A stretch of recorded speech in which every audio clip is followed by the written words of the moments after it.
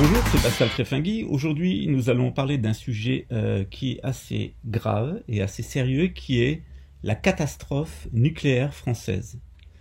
Dans un autre poste, je traiterai de nos centrales pourries, du bilan désastreux du nucléaire militaire français, de la pollution généralisée à la suite de la catastrophe de Tchernobyl et des mensonges officiels.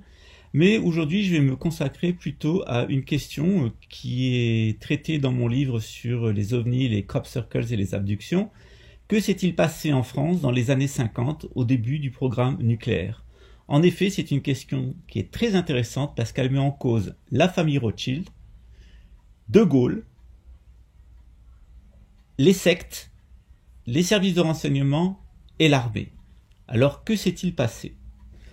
En 1954, en France, une vague de phénomènes aériens non expliqués, donc comme OVNI, comme on disait à l'époque, objets volants non identifiés, fait le gros des titres des journaux. La gendarmerie nationale reporte 472 cas d'atterrissage de soucoupes volantes et autres objets. Une fiche spéciale est créée pour réaliser un traitement statistique le 27 juillet 1954 par les états-majors de l'armée qui sont très inquiets de la situation. Un rapport est remis au président du Conseil par le major général de l'armée de l'air le 25 septembre 1954. Il faut dire que la France vient d'initier son programme nucléaire militaire et civil et que l'OTAN livre des bombes atomiques à ses alliés. Les créatures apparues lors des phénomènes aériens non expliqués sont des êtres tout à fait baroques. Il y a des êtres à tête d'animaux, poilus, des martiens, des robots, qui annonce les films de science-fiction de la décennie suivante. Là encore, et j'y reviendrai dans un autre post sur les ovnis, on a un phénomène d'anticipation mimétique. Donc on dirait que les intelligences qui se manifestent aux humains, et à chaque fois liées au nucléaire, vont utiliser des choses qu'on va retrouver dans les fantaisies de science-fiction dans les décennies qui suivent. Dans les années 1970, des études compilant des observations depuis 1947 et qui ont été réalisés par la gendarmerie, mettent en lumière un fait qui est assez intéressant. Plus de 80% des manifestations de phénomènes aériens non identifiés et d'apparitions d'ovnis et de rencontres du troisième type se font sur des couloirs de 400 mètres de large, selon un schéma qui est appelé harmonique 33. Il s'agit d'un réseau en croix et diagonale couvrant la planète entière, dont la France, et formé de carrés de 33 000 marins de côté, c'est-à-dire 61,111 km. Ce qui est intéressant de nos jours, c'est que ce schéma concerne également les apparitions de crop circles. Donc on sait qu'il y a des crop circles qui sont faits par des humains.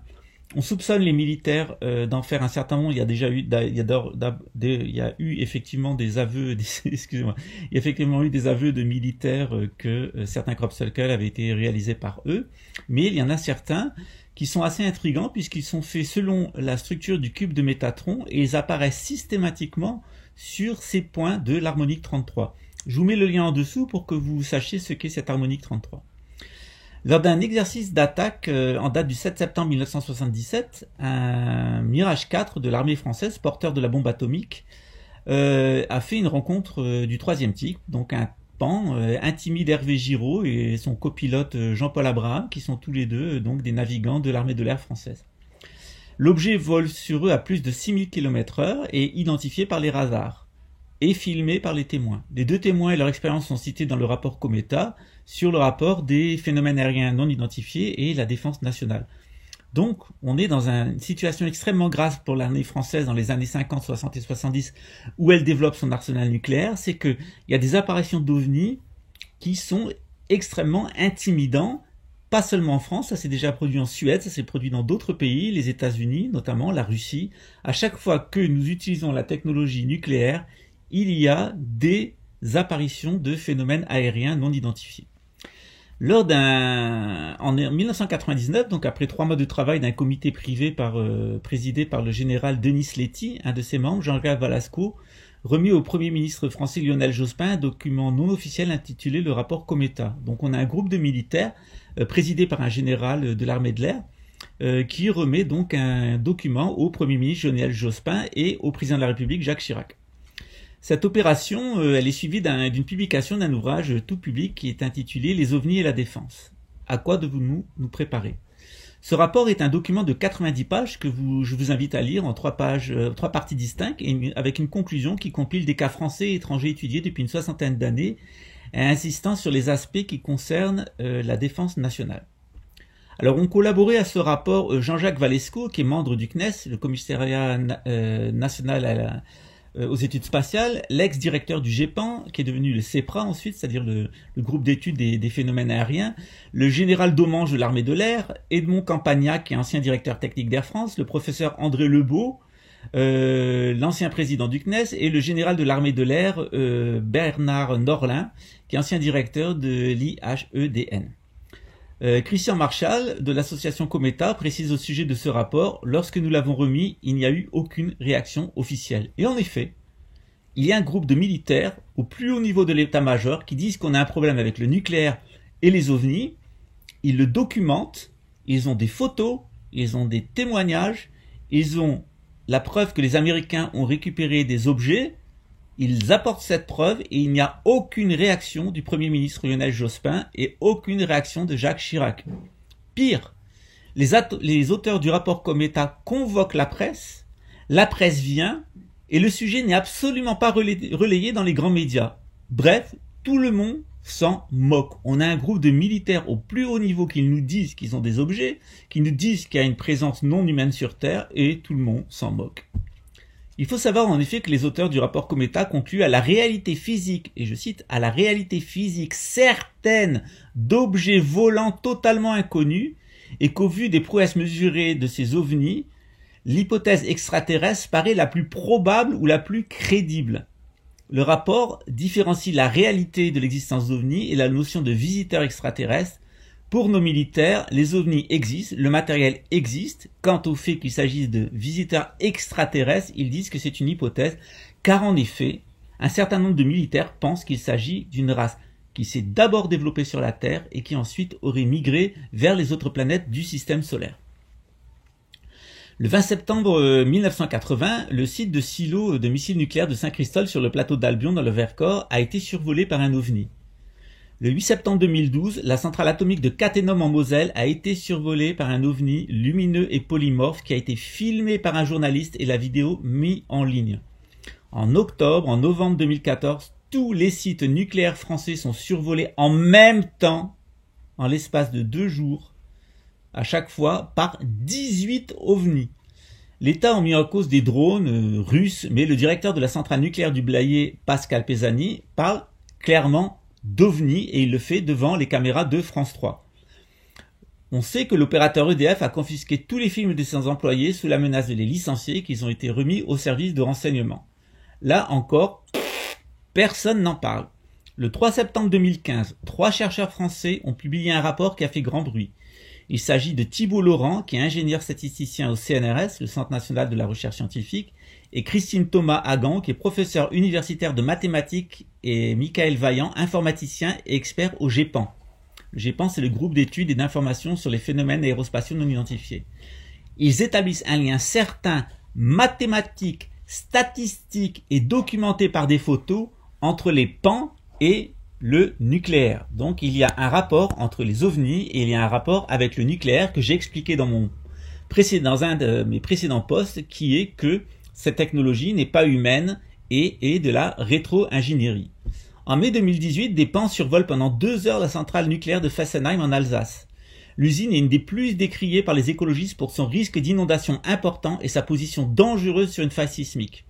En 2019, suite au rapport Cometa et au rapport de 2015 de ces 3 chercheurs français, le président Emmanuel Macron a décidé de fermer définitivement cette centrale avant l'été 2020. Avant l'été 2020, alors que les Allemands ont demandé 10 ans avant de démanteler. Donc on sait qu'il y a un problème avec cette centrale et que la France a un problème avec le phénomène OVNI. Et pour mieux l'illustrer, il faut aborder le cas Jean Miguer.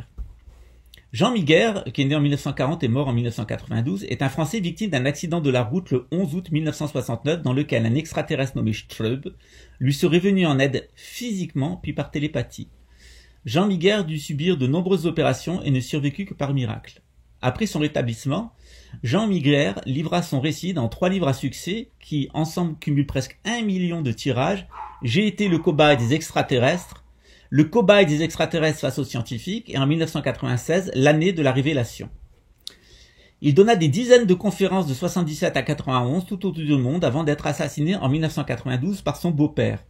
Selon Strub, la décision de prendre contact avec un humain est motivée pour les extraterrestres par l'usage, ou plutôt les intraterrestres, par l'usage du nucléaire puis le voyage sur la Lune des astronautes nord-américains. En effet, les intraterrestres seraient une race ovidienne née sur Terre qui vivrait dans notre sous-sol, car elle est de la même famille que les serpents et les oiseaux, et aussi sur la Lune, les lunes de Jupiter et sur Mars. Donc ces intraterrestres étaient inquiets de voir l'humanité gagner l'espace avec leur mentalité destructrice et aussi s'aventurer plus profondément dans le centre de la Terre avec les Dumbs aux États-Unis. Donc ces intraterrestres annoncent vouloir prendre contact massivement en 1986 si les humains sont prêts, mais cette année-là il ne se passera rien de particulier.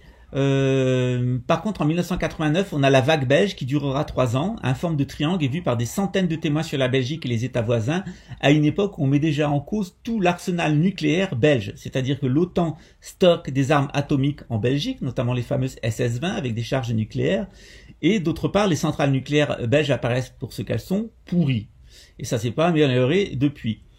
Plusieurs éléments sont troublants dans l'affaire de Jean Miguer. Jean Miguer semblait suivi en permanence par des ovnis. Il en annonçait la présence à volonté et les manifesta devant plusieurs témoins, y compris avec des caméras, tout au long de ses voyages pour faire connaître son aventure et les messages de paix et antinucléaires de son correspondant intraterrestre Strub. Dans son deuxième ouvrage, Jean Miguer fait état de connaissances scientifiques qui sont incompatibles avec son niveau d'éducation et son appartenance sociale. Alors tout change après son 3e ouvrage, qui est là un désastre, où Jean Miguer devient un autre homme. Il semble qu'il y ait des pressions qui étaient exercées sur lui. Il publie une lettre mystérieuse qu'il dit non destinée au lecteur, mais à des tiers qui se reconnaîtront. La lettre est écrite dans une langue curieuse qui est une sorte d'ancêtre du sumérien et des langues sémitiques, qui apparaît pour la première fois dans le cadre de la possession au XVIIe siècle d'une religieuse italienne et par la suite dans plusieurs apparitions d'extraterrestres aux États-Unis et au Brésil. Le texte a été traduit, s'est avéré une longue liste de blasphèmes et de propos anticléricaux. Je renvoie au film autobiographique Rencontre du 4e type. Donc pas Rencontre du 3e type, mais Rencontre du 4e type. Jean Miguer met en garde sur les armes climatiques inventées. Donc on est en 1979.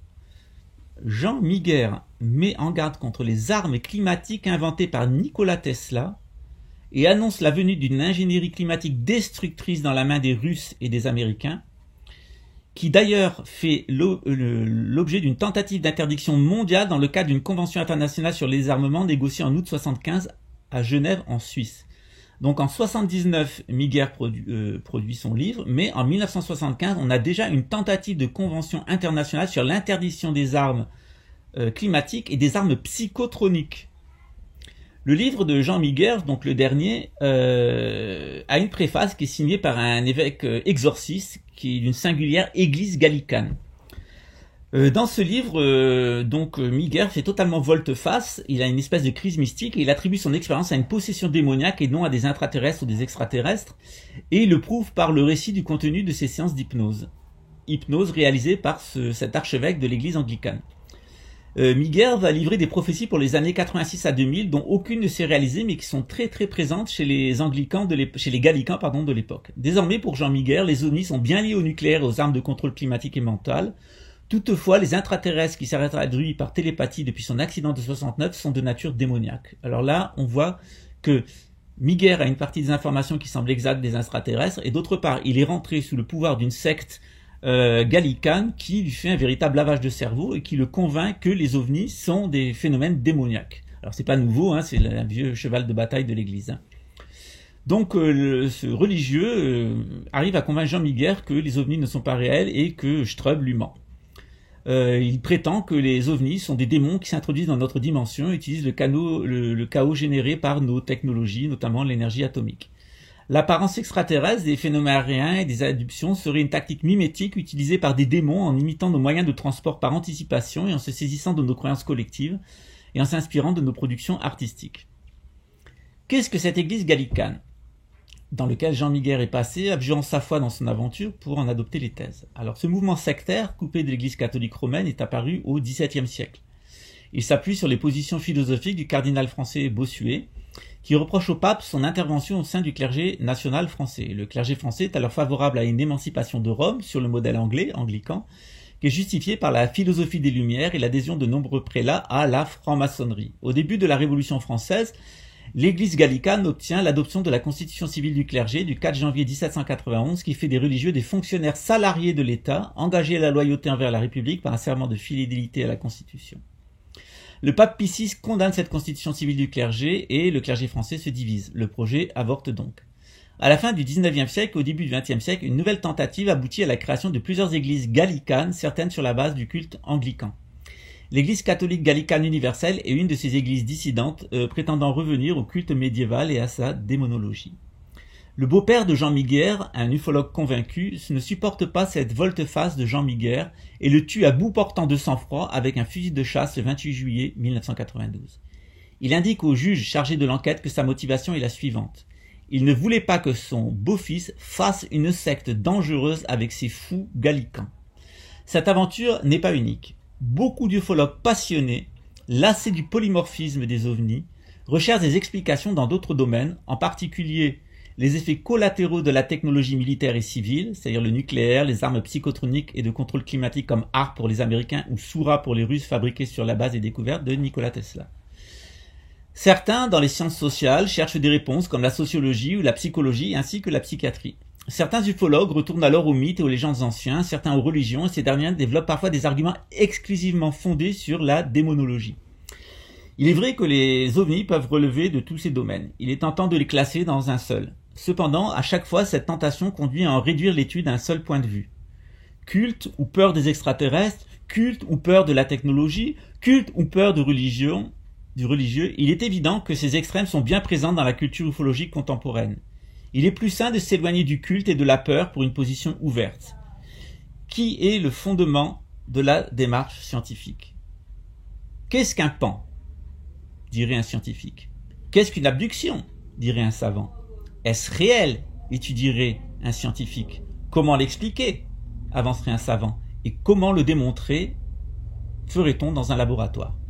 Tous ceux qui se sont intéressés aux problèmes extraterrestres en France ont été soit ridiculisés et ont vu leur carrière brisée, c'est par exemple le cas du physicien Jean-Pierre Petit, soit ont été harcelés et menacés de mort par des agents des services de renseignement, comme l'a prouvé publiquement le romancier et journaliste Jimmy Guilleux. Il est vrai que toucher au nucléaire est un sacrilège dans le pays de l'atome, dont les frontières sont étanches aux nuages radioactifs américains, ukrainiens ou norvégiens, et dont les 2 rejets de plutonium de la centrale de Saint-Laurent-des-Eaux n'ont fait l'objet d'aucun traitement par la PERS pendant 30 ans. En effet, depuis 30 ans, et même avant, depuis le début du nucléaire, EDF a rejeté du plutonium dans les eaux, dans l'air, mais ça a toujours été motus et bouche cousue, parce que l'intérêt pour l'armée d'avoir une bombe atomique pour casser un bras à la Russie était beaucoup plus intéressant que sauvegarder la population française. Le jour où les Français réaliseront ce qu'ont fait de leur beau pays l'armée nationale française, les services secrets de la police, EDF et Areva, je crois qu'ils pleureront. Et je crois qu'avec la psychotronique, avec le phénomène OVNI, avec les armes climatiques et avec tous les sujets que j'ai abordés dans ces posts, si vous avez encore la moindre confiance dans l'armée française et dans la police française et dans le gouvernement français, c'est vraiment que vous êtes bon pour aller mettre votre bulletin dans l'isoloir. Et tant qu'à être dans l'isoloir, eh ben, faites-vous mettre une camisole d'isolement parce qu'il faut être le fou allié pour avoir une quelconque confiance dans ce système. Ce système est pourri par l'argent et l'hypocrisie, petit bourgeois. Ce système est animé par une caste politique qui est absolument corrompue, magouillarde et vendue. Et nous avons au sommet des religions qui sont des fanatiques qui ne rêvent que d'une chose, c'est de revenir au temps de l'Inquisition et de casser les bras à la science pour un prétexte quelconque. Je serais trop étonné comment fonctionne la pyramide Illuminati. Elle fonctionne à 4 niveaux. Le premier niveau de ce qu'on appelle les 4 co, c'est le consentement passif des peuples. Le peuple consent passivement parce que pour lui, il n'a pas à se renseigner, il n'a pas à prendre décision. Il est le peuple et le peuple est passif. Ensuite, au-dessus, on a les gens qui normalement sont un petit peu plus instruits, qui devraient prendre des décisions. Eh bien, ils collaborent. Donc, que ce soit les médecins, que ce soit les scientifiques, les gens ont peur pour leur carrière, alors ils collaborent, comme on a collaboré à Hitler, comme ils auraient collaboré à Staline, ben on collabore au système ambiant, parce qu'on a peur pour sa carrière professionnelle, et qu'on voit bien que Jean-Pierre Petit ou d'autres ont été sanctionnés. Donc, après cette bonne hypocrisie générale, on a cette hypocrisie carriériste. Donc, consentement passif, collaboration. Au-dessus, on a la corruption des politiques qui sont parfaitement au courant pour la majorité d'entre eux. Donc, on a le choix. On a soit des marxistes internationalistes, soit des nationalistes fascistes, soit des supranationalistes sionistes. Et en dehors de ça, aucun parti ne peut se constituer. On est obligé de rentrer dans un camp, sinon pas de couverture médiatique et pas d'électeurs. Et là, on s'aperçoit à quel point la classe politique française est corrompue. Et au sommet, on a bien sûr une conjuration, la conjuration du système bancaire. Et au sommet de cette conjuration du système bancaire, on a évidemment la tribu de Dan, qui a apostasié le judaïsme, qui est rentré dans le christianisme, qui est l'auteur et l'animateur de l'oligarchie marchande qui nous étrangle depuis au moins le XIVe siècle, après avoir réglé son compte aux Templiers, et qui, en fait, est animé par une espèce de projet délirant de nouvel ordre mondial.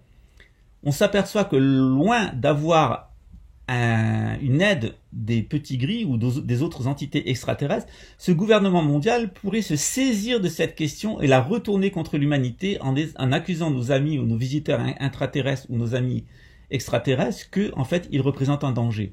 Franchement, si les intraterrestres étaient un danger et si les extraterrestres étaient un danger avec autant d'observations, pensez-vous qu'on en serait dans la situation où on en est? Non. Donc nos visiteurs extraterrestres et nos colocataires intraterrestres nous ont montré qu'ils ne voulaient aucun mal. Par contre, on sait qu'il y a une tribu exclue du judaïsme, devenue chrétienne et qui est en train de l'apostasier dans une forme de satanisme qui est la tribu de Dan, et qu'elle est aidée en majorité par des khazars, donc des nomades. Donc, chers amis, merci de m'avoir écouté et à très bientôt. La paix de Dieu soit avec vous. Salam, shalom. Et n'oubliez pas le pouce. Ciao.